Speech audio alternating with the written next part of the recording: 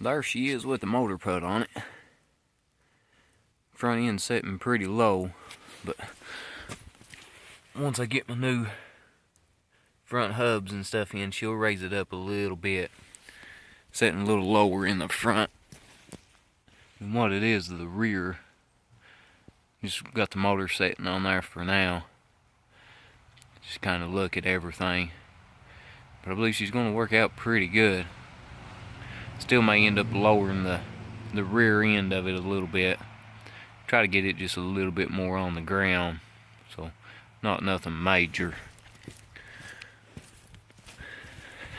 Cause this one here, I just do well to get my hand under the front end on it. So, it's pretty sweet right there.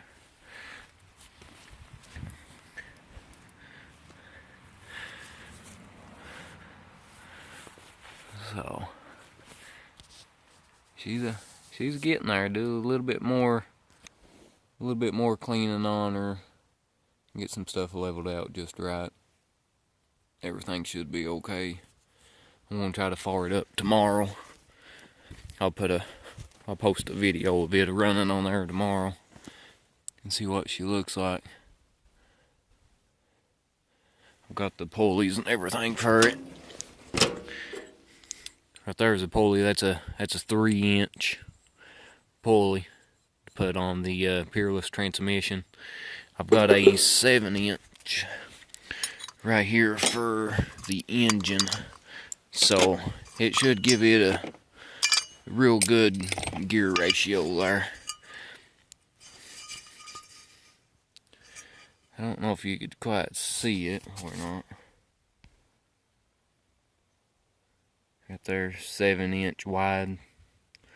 That's the part number. I got it from Tractor Supply.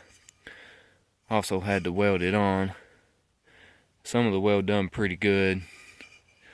Some of it right there I had to get my welder adjusted in for it, because one part's real thick and the other part's thin. I don't want it to burn through.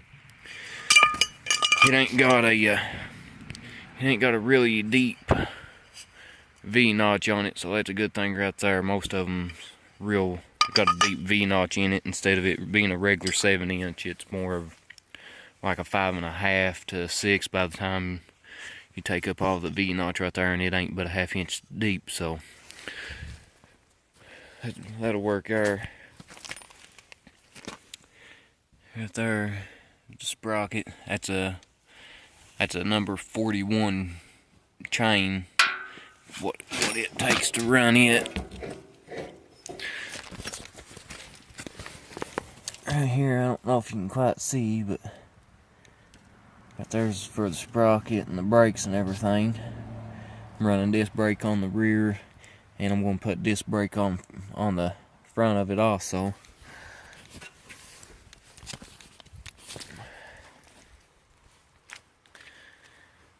Still gotta work on the dash of it some. Which I've got another complete dash. This here is a 81 model. I've got an 84 dash over. All this here is different. That's the keyhole. That was the light switch, and that right there was for your charging hand. I've got this one over here. It's an 84. A little bit different setup. It's got a square charging meter on it. It's got the regular light switch here. All this here works good. So, I've got plenty of parts right here. Extra engine, extra mower.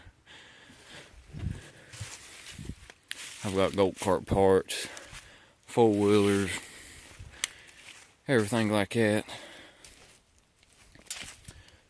Started to run them fenders with that racing seat over there, but can't get it wide enough and look right for it to work. So I'm just gonna run this seat here. I'm gonna mount it solid.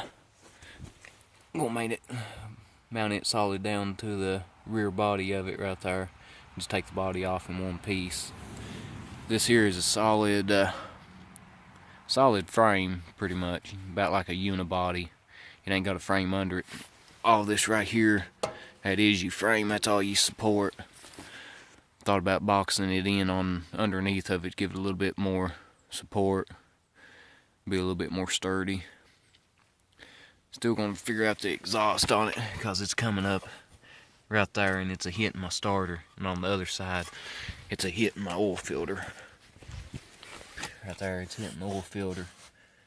So I'm gonna have to do a whole complete exhaust on it, everything like that. I'm still gonna leave the charging system in it, everything like that. Thought about mounting the battery right there. I had it there once before, but it was a little hard to get to if you was to have to jump start it. So I'm just going to put it back in the original position back here by the transmission there. I'm just going to set it back down right there. It's the original location of it that it was supposed to be.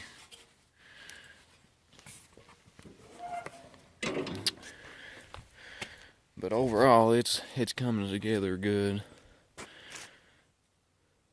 I can't wait till it's done. See what that thing can do, the way it's going to be geared. Plus, it's a 5-speed. And the original body of this was a 5-speed also. You had your reverse, then your neutral, and then your first through fifth over here. But on the Peerless transmission, I'm going to have to redo this here and put it up here because it's setting about right there. So I'm going to have to notch this out. So what I'm thinking about doing is cutting all this right here off and moving it up and then welding it all back in. That way all this slot right here is already cut out and everything the way that it needs to be. These holes here used to be for the mowing deck. Raise it up and down. And then this right here had a knob you could twist it. And that right there was what would set you height of it. How far you want it to go down, how far you want it to come up. So I'm going to put just a piece of sheet metal behind it. Or even, I thought about getting a piece of diamond plate and cutting out and running all across the top right here. Might even do the whole dash right here in a piece of diamond plate. Measure all this right here out and plate it. I've got an extra tank if I need it. So I've got a lot of extra parts I ain't done yet. So I've got my Nerf bars for it. Get my Nerf bars and stuff put on here. Figure out about where I want them. Hang on just a second right here. Have her set about like that right there. I'm gonna have to cut some of it off and bring it in some.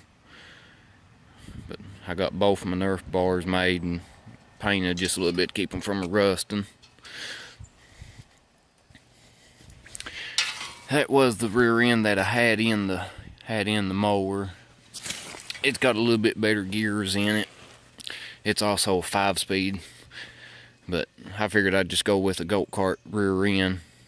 Does a little bit better. These here, they tend to overheat if you can't get oil and stuff in them. Regular grease just don't help it. So I didn't feel like having to fool with it, trying to get oil in it and keep oil in it.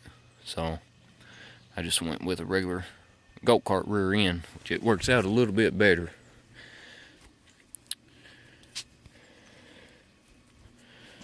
But for overall, she's getting there. It's going to take a little bit more time between working and the weather, stuff like that. So I'm just going to go ahead.